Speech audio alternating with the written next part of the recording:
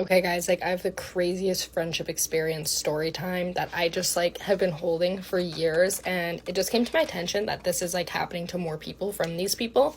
So now I'm just like, okay, it's my time. I'm obviously not going to say names or anything. I'm just going to call them thing one, thing two. They're twin sisters. That's pretty much all you need to know to put the pieces together here. But, like, have you guys been friends with, like, people that just, like, lie about, like, anything and everything? Well, yeah, like, now take that, times it by 1,000,000. Like, think, like, pretends they have cancer level. Yeah. And, like, I'm not gonna talk about, like, other people's experiences necessarily, but, like, let's just say, like, they've done things like this before. And there's so many red flags, and honestly, I feel like so stupid because I was just trying to see the good in them. Like, they seemed like super nice people when I met them, and I just should have known. Like, anyways, so start off with them, like, lying about, like, random stuff. Like, they graduated early, they went to, like, McGill, and their mom is, like, the head of cancer care, and this, and that, like, all these things that are easy enough to fact check and, like, see that that is not true, obviously. But this is where it really happened and became, like, personal and actually affected me emotionally. So we booked a trip to Calgary Stampede. We'd only been friends for probably, like, 2 or 3 months at this point. But we're like, like, they're down for things, I'm down for things, like, let's book this trip. And there's 5 of us going, so it's me, my friend, them 2, and their friend. And, like, the hard part about it is because, like, unless you experienced it personally, like, you will never understand this truly. But now that I know other people have experienced it, like, firsthand, it, like, makes me feel like I can actually share this and not feel, like, crazy. So pretty much the very first night that we get to Stampede, one of them is in the room with us, one of them is in a different room getting ready. And the one in the room with us just starts crying and saying how she, like, pretty much is gonna die, and she has lung cancer and is on a lung transplant list, and that she's been in and out of the hospital for the last, like, month or something without us knowing. And, like, first of all, these girls are the biggest attention seekers ever. If there was actually something happening where they had to go to the hospital, they would be telling everybody and anybody about it. So I already know this isn't true. Plus, if you're on a lung transplant list, you are not at Calgary Stampede drinking and partying.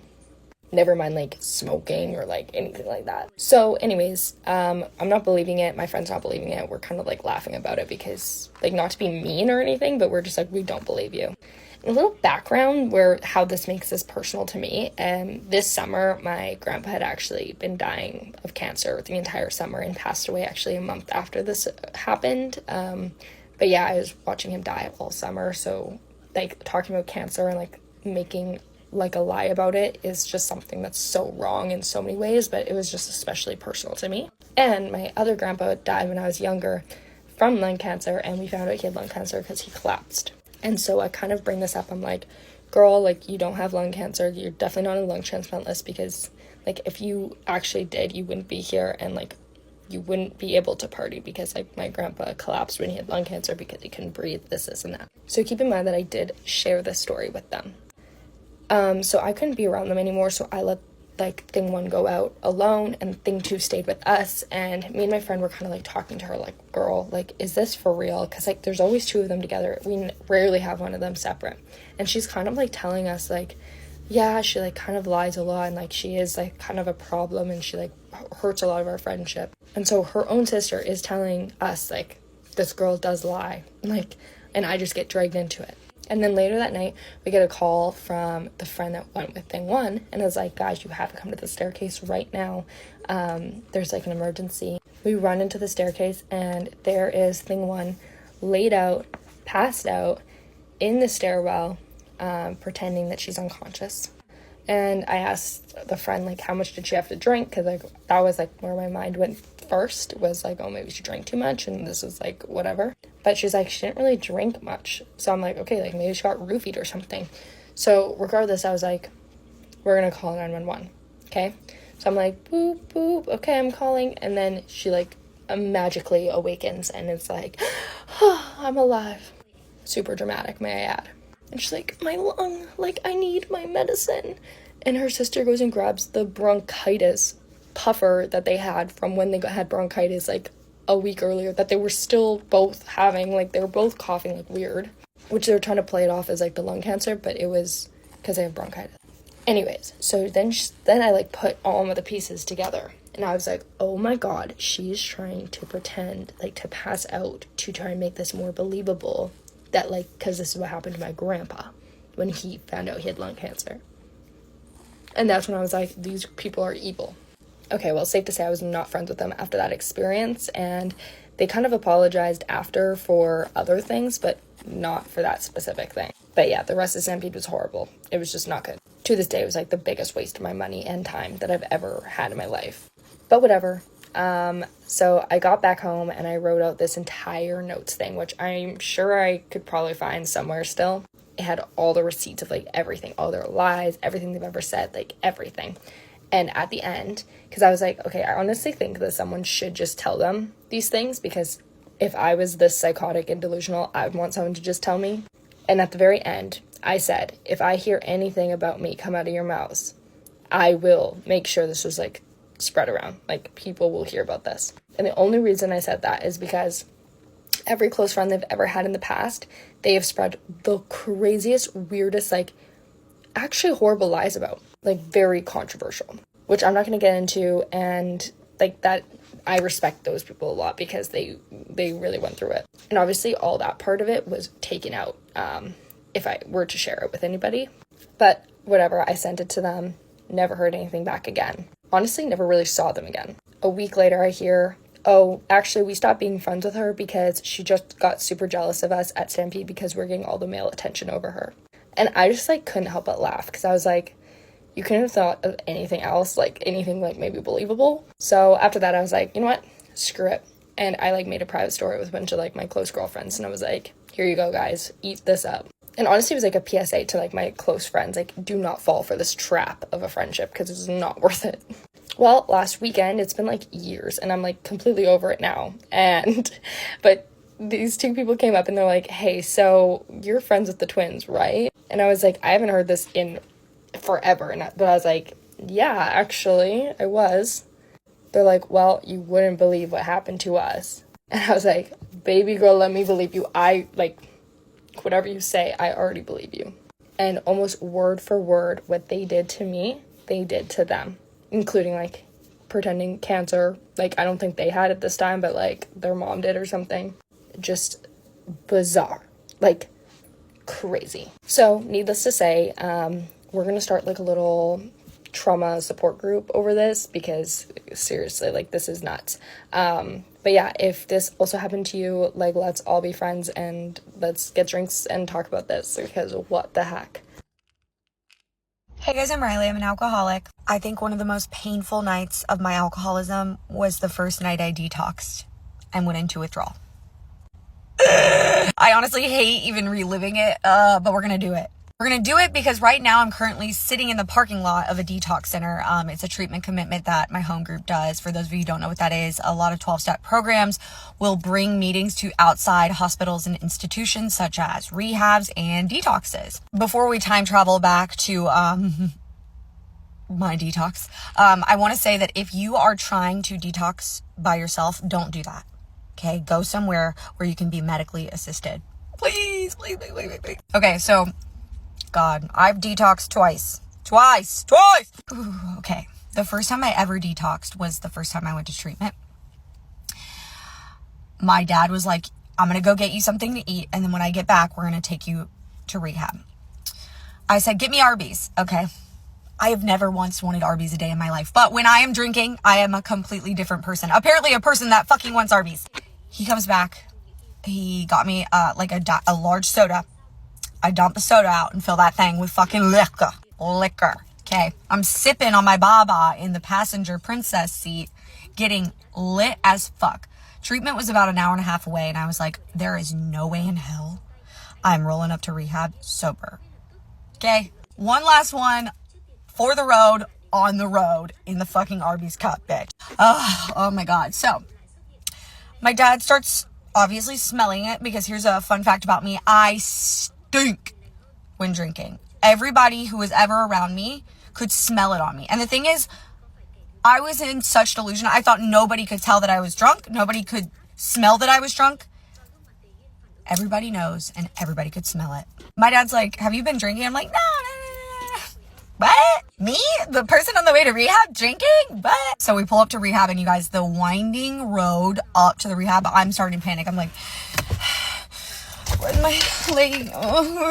It was the most anxiety-inducing moment of my life. I'm like, I wouldn't get out of the car. I was like, no. Actually, like, I think I made a big deal out of this. Like, I actually think I could get it together. My dad's like, no, you're going. And we get in there, and oh my God, they breathalyzed me right in front of him. How fun. How fun. All he could do was just look at me like, yeah, that's why you're fucking here. So he says bye, like he's sending me off to my first day of kindergarten. And I freak out like a kindergartner on their first day of kindergarten. I'm like, so I'm good and drunk, and they're showing me around. They give a girl, my little pal, to help me tour the facility. And I'm like, oh, this is cool. This is chill. Like, honestly, like, this is exactly where I need to be. Okay, so this is like 2 in the afternoon, 3 in the afternoon. 7 p.m. rolls around, and I said, so am I gonna get sleeping meds? Like, I can't go to bed without something. Which was true. I needed alcohol to go to bed. They said, you don't get anything until the doctor sees you tomorrow. Tomorrow, like, it's today, bitch. What do you mean tomorrow? How am I gonna sleep? So, here's the thing about me. This was a co-ed treatment center, and I just happened to come in on the day that somebody was leaving. This guy that was leaving carried around a red bat that had higher power written on it, because the bat was his higher power. This kid was crazy, but somehow, I don't really know how, I don't remember much, but he overheard me talking about how I was terrified to go into withdrawal, to not be able to sleep, to have to, like, be alone this night. One thing leads to another, and he gives me his Seroquel. I had never taken Seroquel a day in my life, okay? Ever. No idea what the side effects were. I didn't even know what it fucking did. I'm doing this on the first night of rehab, like, already fucking shit up for myself. Because that choice to take the Seroquel from somebody, a medication that was not prescribed for me, that choice was a dishonest act. Can I hold that against myself? Like, not necessarily, but it really didn't set me up for an honest start, if that makes sense. Like, I didn't start off on a great foot at this treatment center. 9 p.m. rolls around, and I am starting to sober up, which is like my living nightmare. You all, when I tell you that I did not draw a sober breath for months leading up to this point, like, I mean that with my full body, fucking chest and soul. The thought of sobering up was what kept me drinking. So I start sobering up, and I'm like, y'all, I could feel beads of sweat rolling down my arm. Like, it tickled me. They were rolling down the sides of my arm, and I'm like, what the fuck? All of a sudden, you know when you're sick, like you have a fever, and your neck starts getting sticky, and it just starts feeling hot, and you feel like the whole back of your head is hot, and all of a sudden you're like feeling like moist, and because you're sweating. And not to mention, I stunk. I smelled myself for the first time, and I'm like, no wonder they could tell I was drunk. This is the scent that was ruminating off me. I hope that was the right word. It was bad. And I start sweating, and I start gagging. I remember there was one point I start gagging. I'm like going into the bathroom. I'm gagging. Now, I go into the bathroom. I'm like over the toilet, trying to make myself throw up, pulling trig, like trying to throw up that fucking Arby's. Get it out of me. This is how fucking crazy I was. It literally crossed my mind. I was like, it's the Arby's that's making me sick. Bitch. And I remembered that kid gave me the Seroquel. When I got in the Seroquel, there were ceiling tiles in the bathroom at my treatment center, and I pushed one up and tucked the Seroquel in there. Y'all, I'm like shaking, because that's what happens when I'm withdrawing. I'm shaking, like pulling this tile out, and I couldn't get it in my mouth fast enough. That's what fucking she said. Couldn't get it in my mouth fast enough. Swallow it. Gobble it right up. And I'm like, I'll just wait. I'll wait. I'm trembling, you all. Sweating bullets, like beads of sweat coming out of every pore. I looked like I was in a Bikram yoga class, yo. And I'm like, like, that's literally what I was doing. I'm sorry if that's graphic, but like, it was bad. We did not have a TV in our rooms. We had nothing. They gave us a book, a blue book, if you know, you know, and that was it. Y'all, that Seroquel didn't do shit. It did not help whatsoever. I was never a pills girl. I did not like taking pills ever. I tried them a few times. I was like, why do people do this? Like, unless it's snortable, I do not want it.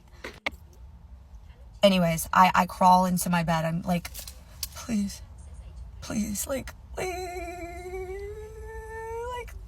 God, help me through this. Foxhole prayer as a motherfucker. Foxhole prayers get a bad rap, but like, I wouldn't be here without one. So I'm like, please, if you get me right now, I promise I'll never drink.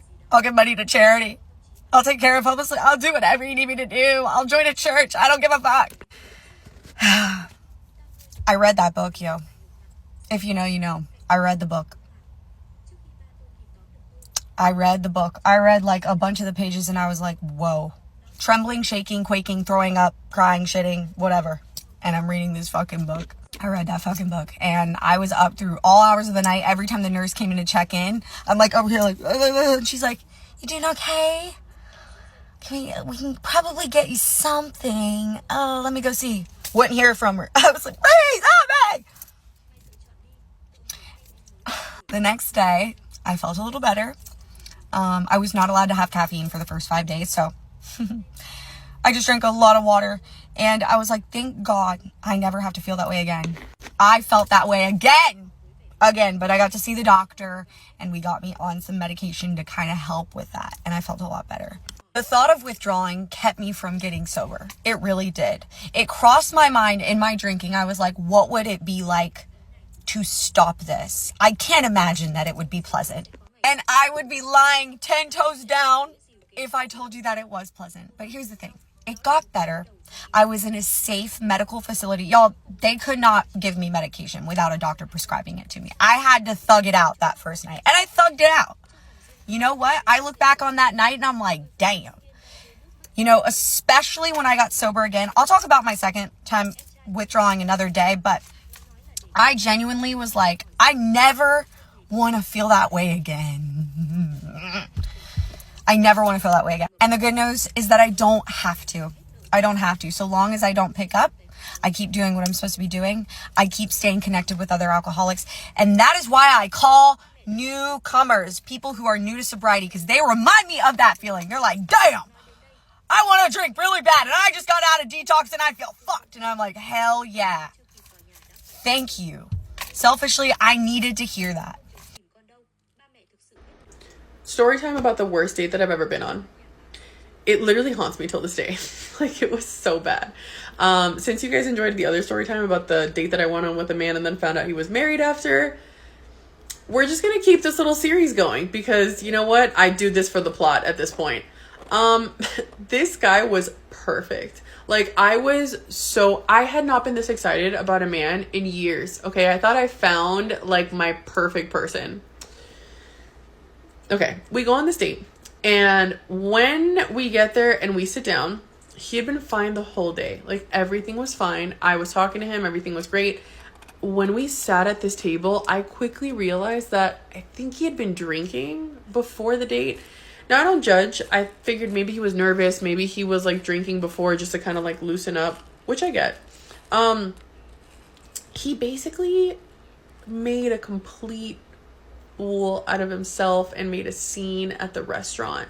He started by seeing that one of the drinks was called Paper Planes, and he was like, oh my god, like the Paper Planes song from MIA, and proceeded to turn this fine dining establishment into a karaoke bar by himself.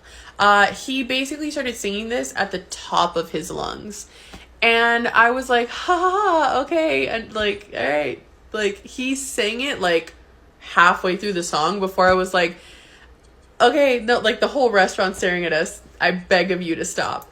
And he was like, oh my god, okay, I love that song, whatever. I was like, oh yeah, no, I do too. I was like, if you want to like maybe second date karaoke bar, I am down. No second date, because after that he proceeded to ask me if I had any pets, and I said, yes, I have a little cat. Now, he spent like 10 minutes talking about his dog. So I was like, yeah, I have a little cat. She's really sweet. Oh my gosh, I love animals. I love that like little thing, whatever. And as I'm like endearingly talking about my cat, he cuts me off. and basically proceeds to spend about 5 minutes talking about how cats are disgusting disease carriers and how they lick themselves and then they're in the litter box and the litter box is disgusting and spent like 5 minutes talking about how disgusting cats were. And I was like, I'm not going out on another date with you. No, this is done. So I was basically like, in my brain, I was like, listen, I'm just going to muscle through this because I'm already here. I did my makeup. I got cute. He could be worse. I'll deal with this. I spoke too soon because when it came time to order food, this man proceeded to not let me order my own food because he was like, I've been here. I know what to order. You're going to love it. Okay.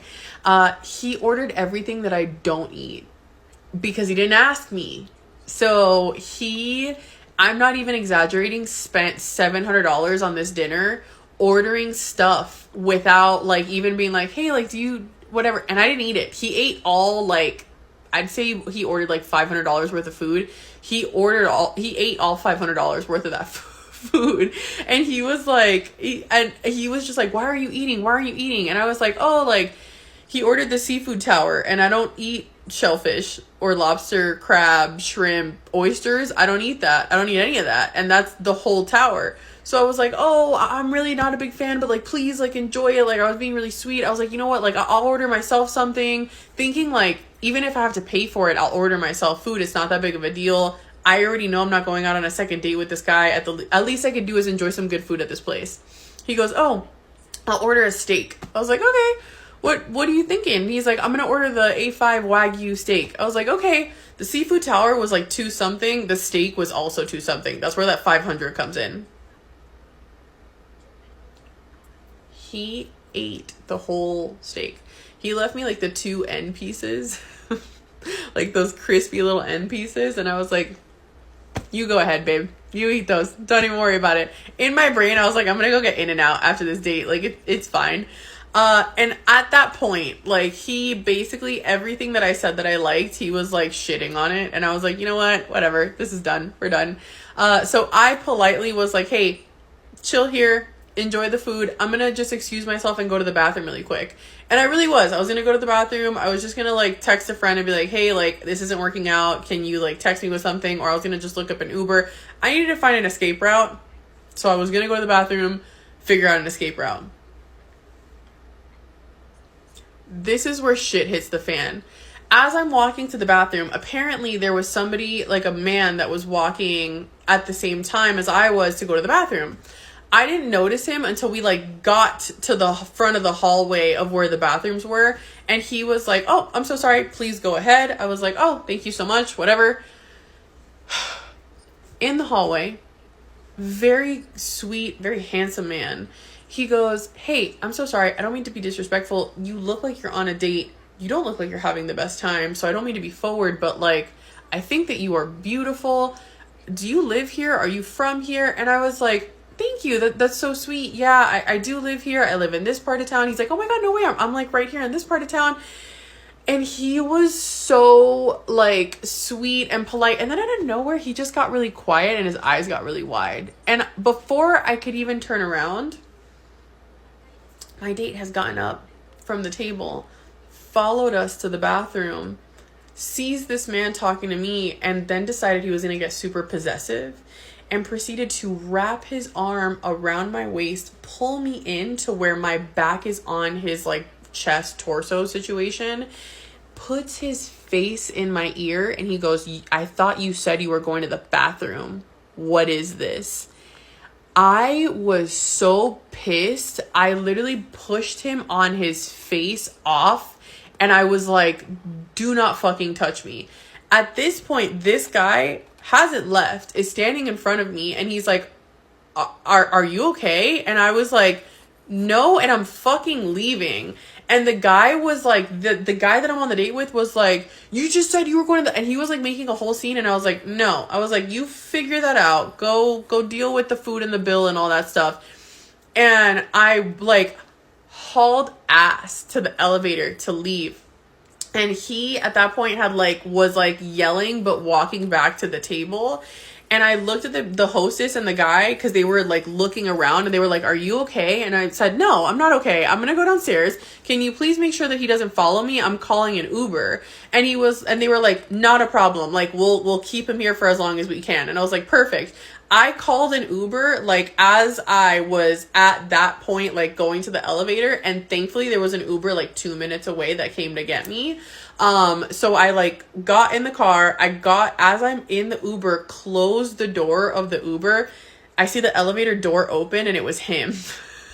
And he was, like, looking around for me. And I told the guy, I was like, please leave right now. And he was like, okay. Like, goes to the car, whatever. This man is blowing my phone up. Like, he's like calling me, texting me, like blowing my phone up. And I was like, absolutely not. He's like, you stupid bitch, you whore, you this, you that. Like, he's saying he's calling me everything that you could call me. And I was like,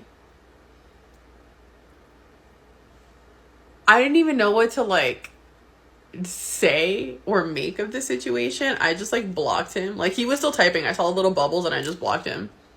And then I reported him on the app that I met him on. That was the worst date that I've ever been on. Okay, what is the weirdest way you found out that the person you were seeing was seeing somebody else? Because mine was literally through Strava, the running app. If you're not familiar with what that was, I have a story about the most diabolical man that I've ever dated in New York, and I just feel a need to share this one with the class. So it starts as all good modern dating stories do. We met on Hinge, and this man, we were dating for about a month, like truly was nothing short of amazing. Like, he was courting me, he was asking me on all the dates, he was following up, he was doing everything right. Like, it was a great time. Like, I was having so much fun. So we had this like amazing 24-hour day. He cooked me dinner. We rendezvoused together the whole next day. It was all awesome. And the day after this date, I just started to feel like a little weird, like a little bit of a shift. And he texted me randomly that night, and he was like, oh, like something about my run. Like, I don't like using social media, Tanya, but like, I love Strava. Like, you should download Strava. And I was like, okay, that's kind of weird that he like told me to download this app. Like, I don't really run, but like, sure. So I go download it, and obviously I'm like scrolling, like looking at his profile. And I see this post with this girl. And the post was from like a week before we met, but I was just kind of like, okay, like clocking that, like that's kind of weird. And then I clock again because I'm like, wait, that name sounds a little familiar. And I realized on one of our previous dates, he had like shown me his phone and that girl had been texting him. But I'm like, let me give this man like Benny of the doubt. Like, no way he would be like showing me all this stuff if he's like, she's probably just a friend, whatever. So I'm like, let me table that. So a week goes by after like our amazing date, and like we're kind of speaking as normal, but like the vibes are off, like something's weird. So that Saturday, I like text him whatever something, and he doesn't respond to me for like well and over a day. And at this point, I'm like kind of tripping out. I'm like, okay, like this guy liked me so much, and like now he's being weird. Like, what's wrong? So that night, I am like obviously being a little crazy and refreshing Strava, and I refresh it and I see that he like logged a run like in the time he like obviously is still not speaking to me. And I'm like with my friend at dinner, and I'm like, I fucking bet it's like he's with that girl. And I'm like, okay, whatever. Like, can't jump to conclusions, but like shit's weird. So the next morning, I like still haven't heard from him. And I'm like obviously being a little crazy. I like refreshed Strava again, and he added photos to the run. And it was of him and, you guessed it, the girl. And they are not friends. They are not cousins. Like, they are squished up next to each other on the West Side Highway at sunset. Like, this was a date. I'm like truly gobsmacked. Like, I still can't get over. Like, I'm trying to process this, and I'm just like, why would he actively be posting with girls that he's seeing? Like, why would he want me to see that? Like, I just truly, like, it literally makes no sense. So I'm like, I still need like an explanation from this man. Like, what is up? So I finally hear back from him. He like doesn't call me until like 9:30 that night. Like, so obnoxious, takes him forever. Ring, ring. I pick up the phone. This man booked me a one-way ticket to Gaslight City. He gets on the phone. I'm like calmly trying to ask him. Like, I don't even bring up the Strava thing. I'm just like, why are you being weird? Like, you were so into me. Like, what's up? He starts gaslighting the shit out of me. He's like, oh, I didn't mean to set all these expectations. Like, you're basically making this all up in your head. Like, I'm not going to invalidate your feelings, I guess. But like, if you're feeling like I'm being weird, like that's on you, like blah, blah, blah. I'm like, no, you are being weird. And I'm like asking you to explain why you're being weird. Like, why did your energy shift after you like liked me so much? Like, thinking he was just going to admit to like seeing the other girl. No. So we just like talk in circles for 20 minutes. It was so bad. Finally, I'm just like, by the way, buddy, like, why would you tell me to download Strava if you were actively posting with other girls that you're seeing? This man responds to me, Tanya, dating is something that's really just like emotional and not logical. So like, yeah, that's my answer. And I'm like, okay, but your whole thing is about being like intentional and deliberate. Like that makes no sense. And he's like, the two can be mutually exclusive. My brother in Christ, that makes no sense. And then he proceeds to start taunting me. And he's like, I also post with my brother and sister on Strava. Like, does that also make you mad? Does that also make you mad? No, I just didn't want you to rub in my face the fact that you were seeing another girl. Like, and I'm pretty sure he met her. No, I know he met her before he met me. So I'm like, you're two-timing her. You're not really two-timing me because you wanted me to see it. Like, I genuinely, it was actually the craziest things ever. Like, I have dated some real fuckboys, but this man, like, takes the cake. Because, like, why? Like, one, you're going to gaslight me about it. And then you're just, like, truly, it is the craziest thing I've experienced. Like, I keep telling all my friends, like, we're talking about it, and we just, like, can't get over it. Like, it's just diabolical. Like, what was the point? Like, why bother me if you don't want me? Like, I genuinely don't understand. Like, the whole thing was just so crazy. Men are insane.